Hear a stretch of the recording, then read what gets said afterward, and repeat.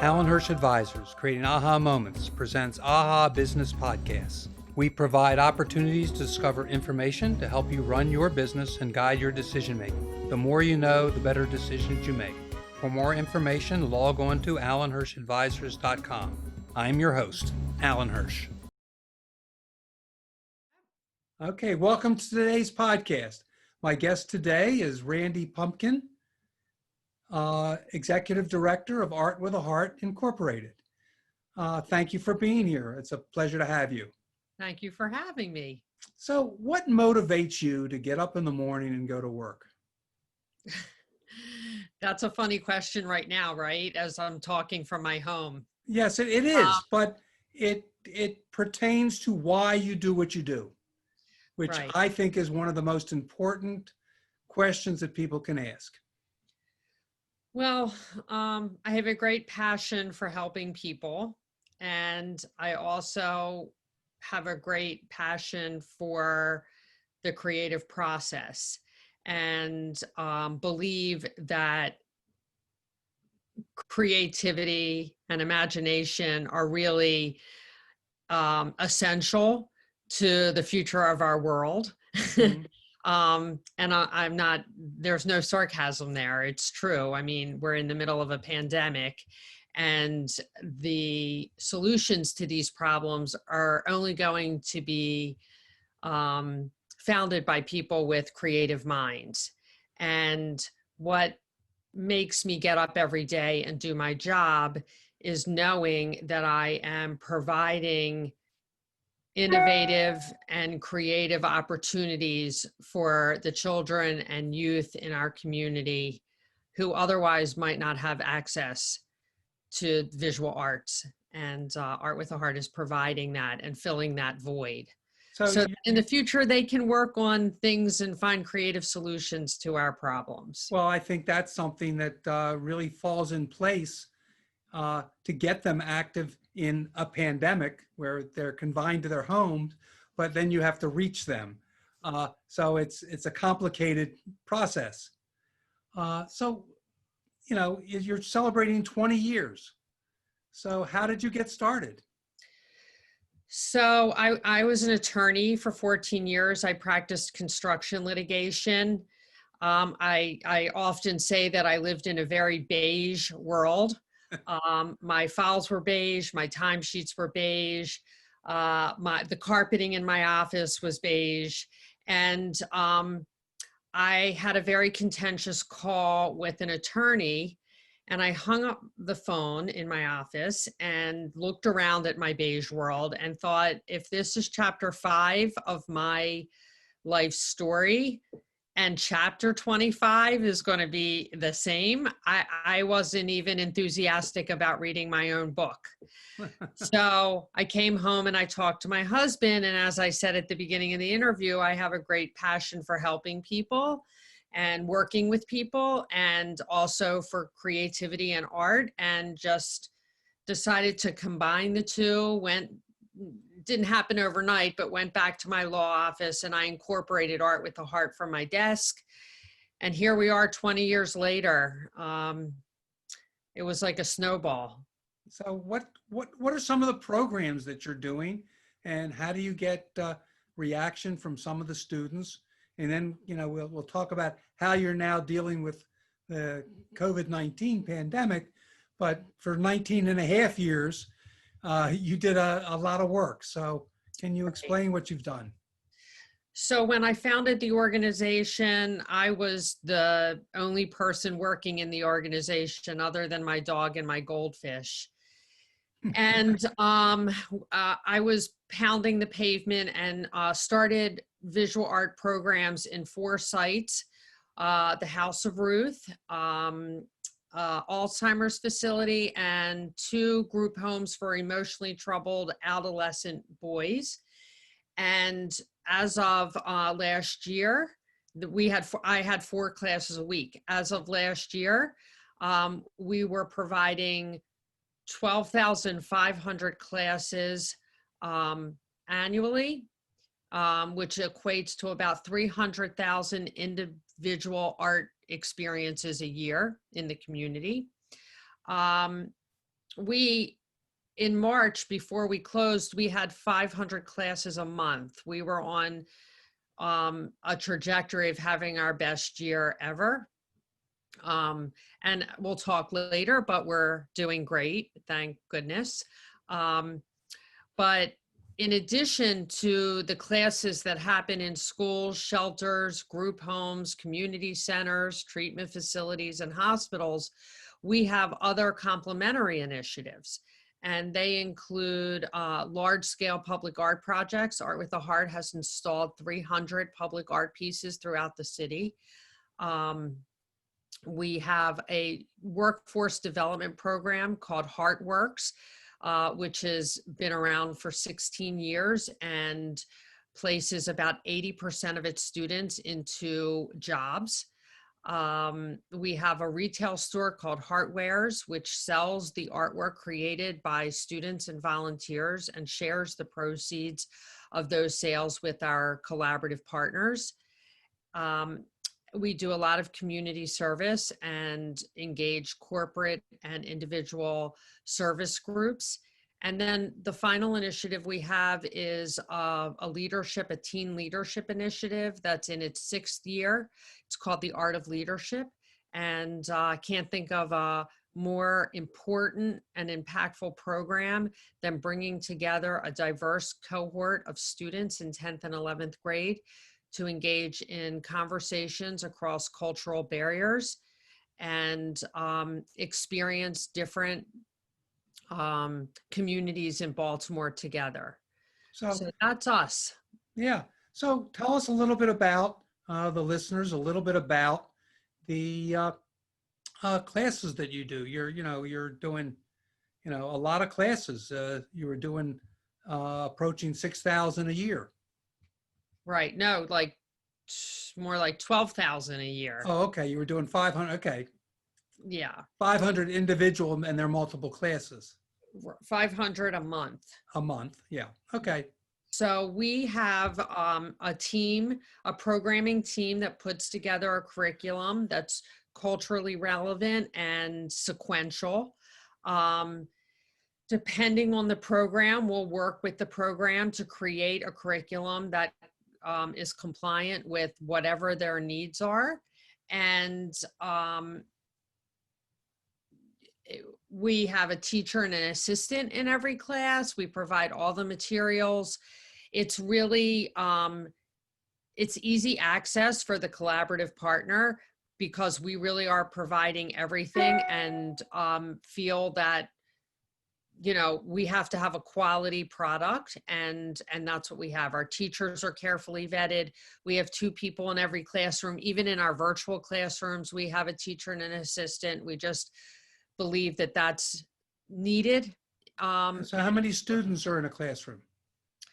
Depends on the program. In a city school, you can have up to 40 kids in a classroom. But we do a lot of out of school time programs and we work with aging adults as well. Our only in-person programs right now are with older adults in a couple different apartment complexes in the city.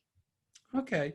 So what are these kids, the students, not the elder, but the students, what do they get out of the course or courses?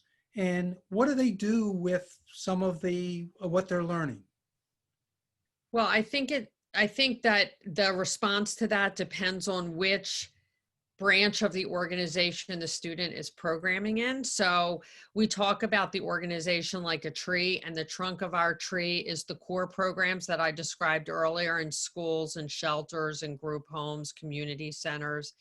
So what those students, elementary and middle, mostly get out of a visual art class is what you would probably suspect. It's freedom to self-express, to have a voice, to focus, to engage as a community in projects, to learn to use their imaginations, to think outside the box. Plus, it increases their academic performance in reading and math. There's research that shows that.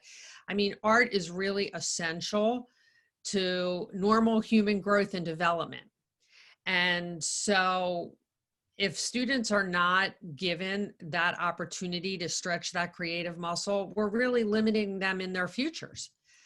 So that's what those students, So, that's the success of those students. so you're providing at no cost to the school systems uh, this program that they should be doing, and I hate to be political, but they should probably be doing themselves to foster the education of the kids. We do charge for our Okay. programs. We have Art with the Heart is funded in several ways, and one of the ways is a fee for service model.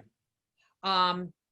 So to answer that, of course, the school should be providing a robust visual art and all forms of art programming to our students.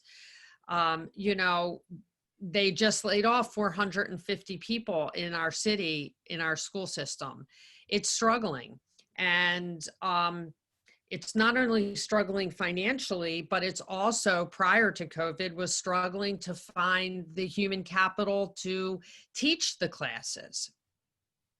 So Art with a Heart is a placeholder until they can get those people, teachers and assistants and trained artists, to come in, get their certifications and teach these classes. We're doing the work, and we go through a very significant approval process with the city.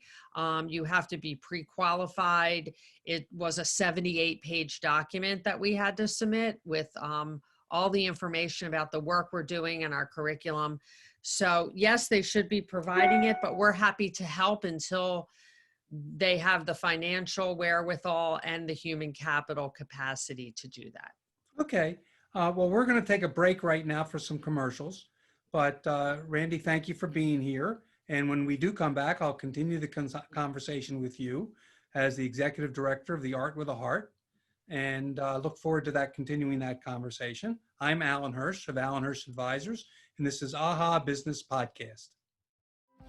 Hi, Rick Dempsey here. As a former Oriole and Series MVP, I know a lot about winning and championship teams. Today, I am happy to tell you about my award-winning web design and internet marketing team, Adventure Web Interactive. For over 2 decades, many of Maryland's most successful firms have chosen Adventure Web as their strategic partner for web design and online marketing. I can tell you from using them personally, their search engine optimization and social media programs have saved their clients tens of thousands over the traditional pay-per-click digital agency. Visit adventurewebinteractive.com and listen to what clients such as Hercules Fence, TriStar Electric, ABC Rental, Rhine Landscaping, Markdown's Office Furniture, and many more highly successful firms have to say. And don't forget to tell them Rick Dempsey sent you. Strengthen, protect, and preserve your retirement nest egg. Scott Garceau here for the Stephen J. Sless Group, Baltimore's reverse mortgage specialist. Reverse mortgages have evolved to become a viable retirement tool. Enjoy retirement without monthly mortgage payments, improve cash flow, pay off debt, and stretch retirement savings. Stephen and his team can offer strategies to make housing wealth work for you. If you're 62 or older, learn if a reverse mortgage could help. Visit reversebaltimore.com. An equal housing opportunity lender. This is not a commitment to lend. Stephen J. Sless, NMLS 298581. PRMI NMLS 3094. Welcome back to the show. My guest is Randi Pupkin, Executive Director of the Art with a Heart, Inc. Welcome back, Randi. Thank you, Allan. So you were talking about some of the classes, and the one that really intrigues me is the leadership program. I mean, I'm a leadership advisor for business executives. So that really intrigues me, what you're doing with 10th and 11th year olds to teach leadership. The Art of Leadership is in its 6th year.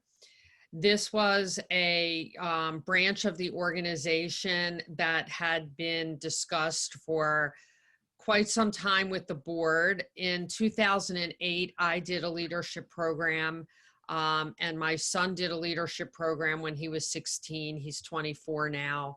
And I saw and felt how those programs really affected us and changed us, and felt after I finished my program in 2008 that we really needed to start some of these serious conversations with a younger population. I was an adult, and something, the old adage about old dog, new tricks, I think comes into play. And so I started to kind of formulate this idea that we would bring together community that we were already seeing at Art with a Heart, kids doing community service, working alongside homeless youth that were in our job program, putting parameters and structures around that with a curriculum.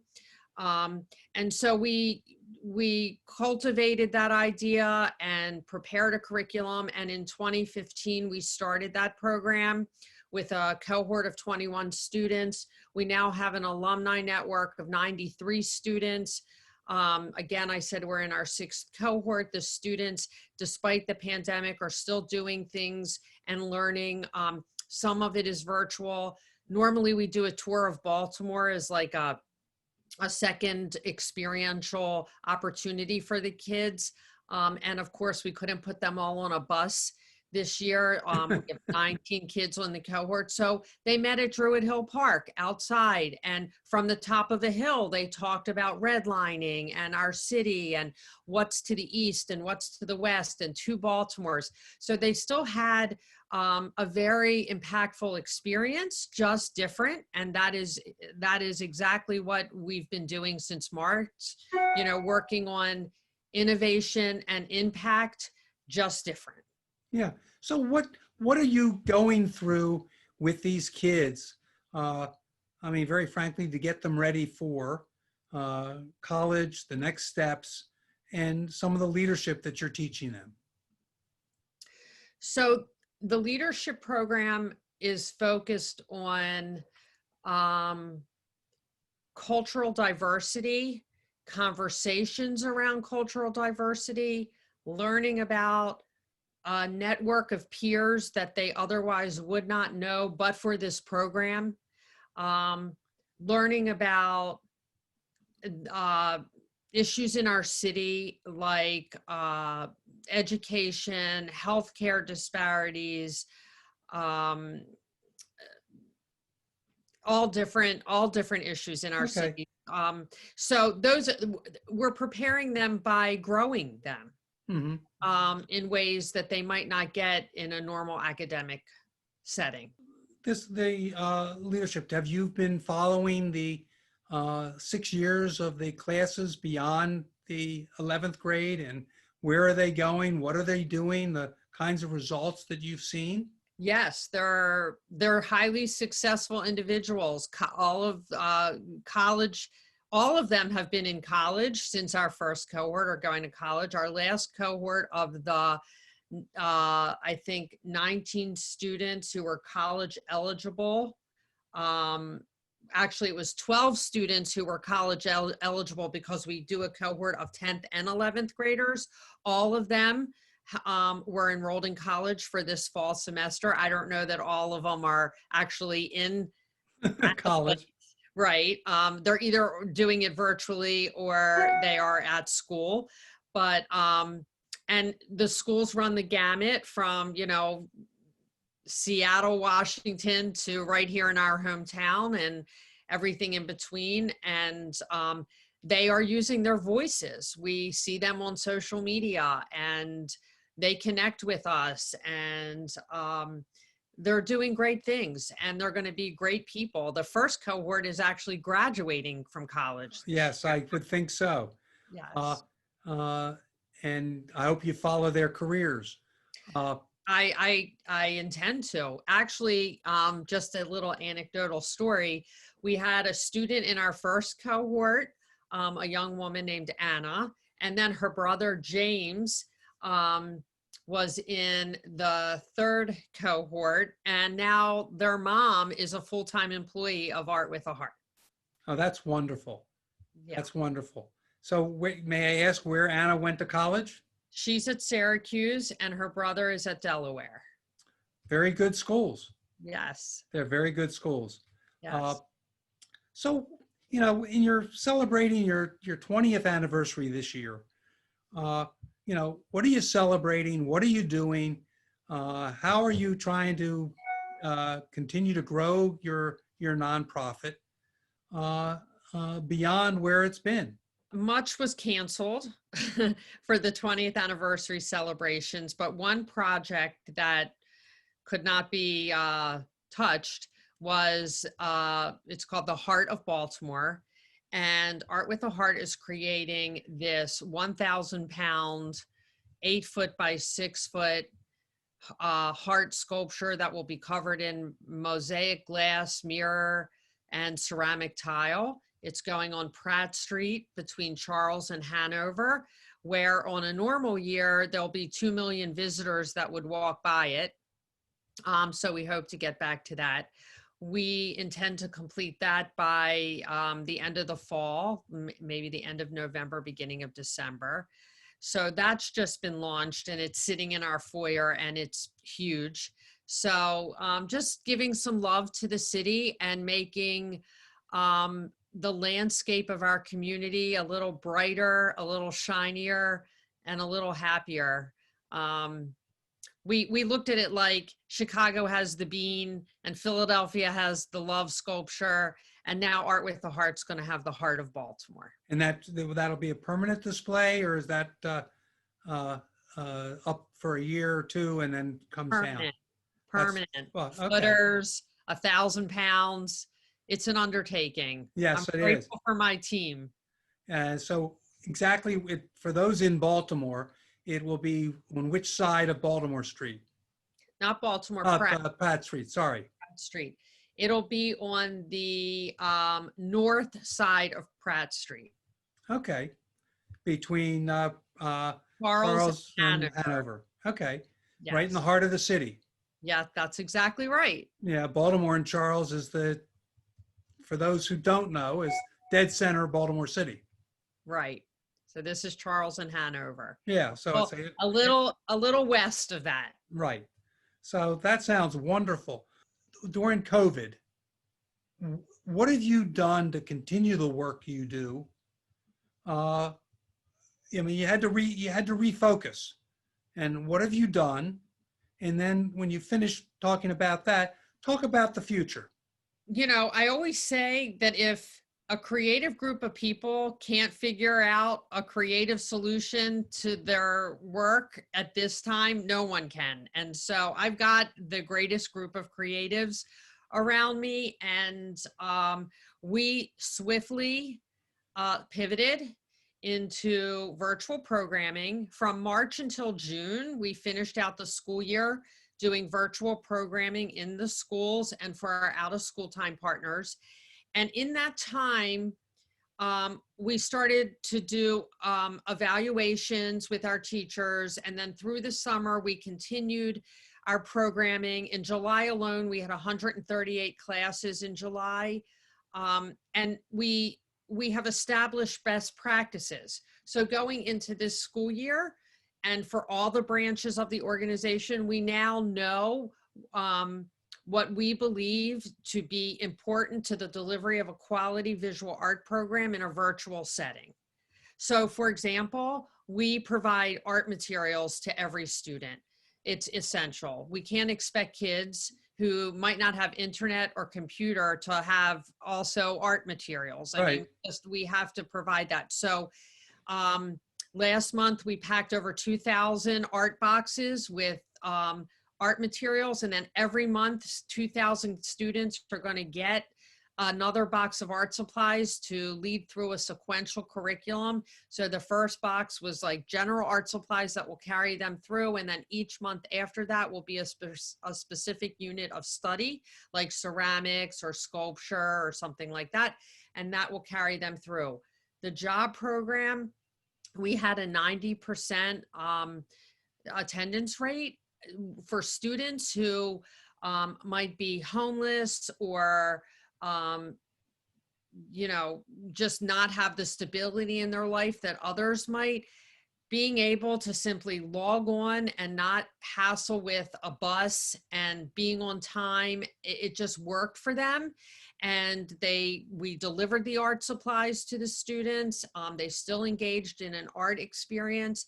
They still had mock interviews with employers. They still got jobs. They still did financial literacy. Really very little changed for them other than that they were not gathering as a community in person. Mhm. And while we had 38 large-scale public art projects in process in March and couldn't gather volunteers and community members to work on them, we put together kits and sent them to homes of our regular volunteers so that they could keep these projects moving forward. So we really have been able to continue with every branch of the organization by making these shifts, and it's working. Well, And that's great because, you know, in a time like this, if you're not creative and you don't change and you don't, you don't build for the future, which we might be in this for a long time or a short time, no one knows. And maybe some of what you're doing will continue the same way, whether or not it gets back to normal.